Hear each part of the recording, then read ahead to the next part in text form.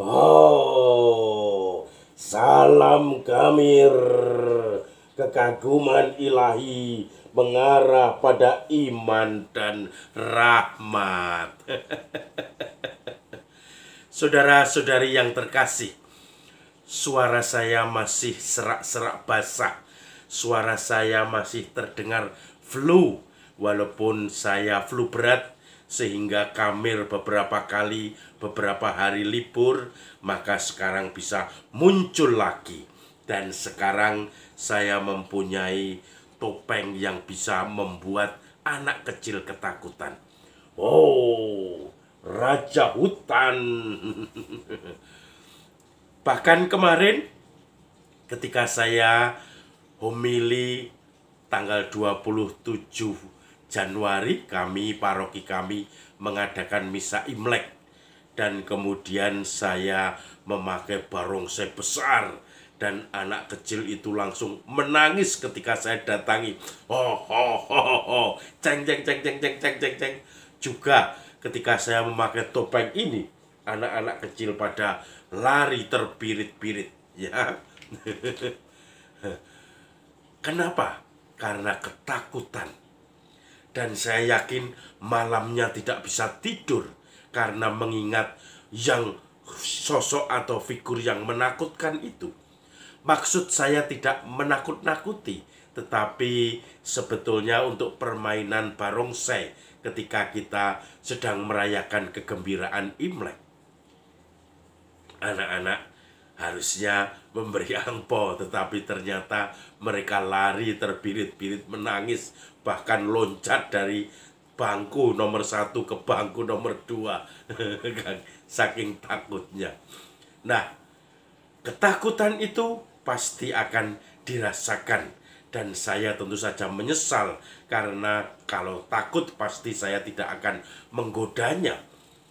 Dan itu malamnya mungkin masih bisa bermimpi dengan barongsai yang wajahnya menakutkan, tetapi sebetulnya adalah tokoh yang membantu manusia.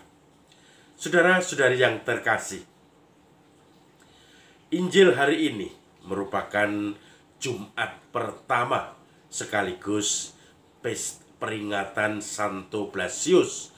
Beberapa paroki akan memberkati tenggorokan dengan lilin, tetapi atau lilin Blasius. Tapi yang lebih utama adalah Jumat pertama mengenang bagaimana kerahiman Tuhan, totalitas Yesus yang menyerahkan diri untuk menebus kita.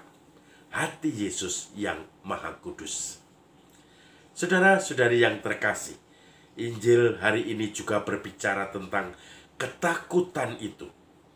Herodes, dia seorang raja, dan kadang-kadang kesombongannya muncul. Dia kagum kepada Yohanes Pembaptis. Kemudian banyak orang minta supaya dia ditangkap. Yohanes Pembaptis akhirnya dipenjara, dan Yohanes Pembaptis ini juga Herodes mau membunuh tapi tidak berani karena dia dianggap orang baik, orang benar, nabi oleh banyak orang. Tetapi kata-katanya kadang menyesakkan hatinya, membuat emosi karena dia mengkritik dirinya, yaitu Herodes. Tidak baik engkau mengambil istri saudaramu, sebab istri Herodes adalah Herodias. Dia sudah menjadi istri dari Filipus saudaranya, tetapi kemudian diambil alih oleh Herodes karena dia berkuasa. Maka kemudian ketika dalam suatu pesta, anak dari Herodias tadi namanya Salome menari, dan tariannya menyukakan banyak tamu. Dalam kondisi setengah mabuk, Herodes mengatakan, minta apa saja, bahkan separuh dari istanaku akan aku berikan kepadamu. Maka kemudian Salome menemui ibunya. Maaf, karena belum sembuh benar. Salome menemui ibunya Herodias, harus minta apa? Kemudian istri Herodes itu atau ibunya Salome mengatakan, minta kepala Yohanes Pembaptis. Tentu tidak biasa bagi seorang wanita, tetapi karena mereka mau menangnya sendiri, mau menyingkirkan orang-orang yang mengkritik, maka akhirnya dihabisi juga. Akhirnya mereka kemudian membunuh Yohanes Pembaptis itu. Lalu kemudian Herodes, ketika Yohanes Pembaptis sudah dibunuh, Herodes kemudian mendengar Yesus berkarya. Orang mengatakan dia seorang nabi, dia itu Elia. Kemudian Yesus yang dianggap oleh Herodes menjadi seperti Yohanes Pembaptis. Dia itu Yohanes Pembaptis yang sudah saya bunuh dan sekarang bangkit lagi. Saudara-saudari yang terkasih, Herodes dikejar-kejar oleh tindakannya sendiri. Dia seperti anak kecil tadi tidak bisa tidur, selalu dalam bahasa Jawa girap-girap. Girap-girap itu apa? Selalu ketakutan, trauma, bahkan seperti melihat hantu karena teringat peristiwa dia sudah membunuh orang benar. Dia sudah membunuh orang yang dianggap nabi oleh orang banyak. Maka sebetulnya suara hatinya penuh pertentangan antara mengikuti yang baik dan mengikuti keinginannya sendiri dan orang-orang di sekitarnya. Saudara-saudari yang terkasih, kadang dalam kehidupan sehari-hari kita tidak pernah memperhatikan gerak-gerakan roh dalam hidup kita, pertentangan-pertentangan dalam batin kita. Kita mengikuti mana yang lebih mengenakkan kita. Kita mengikuti mana yang bisa menunjukkan gengsi kita, derajat kita.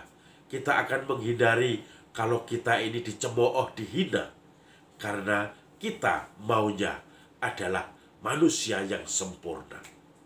Tetapi kita lupa bahwa di dalam batin kita terjadi pertentangan.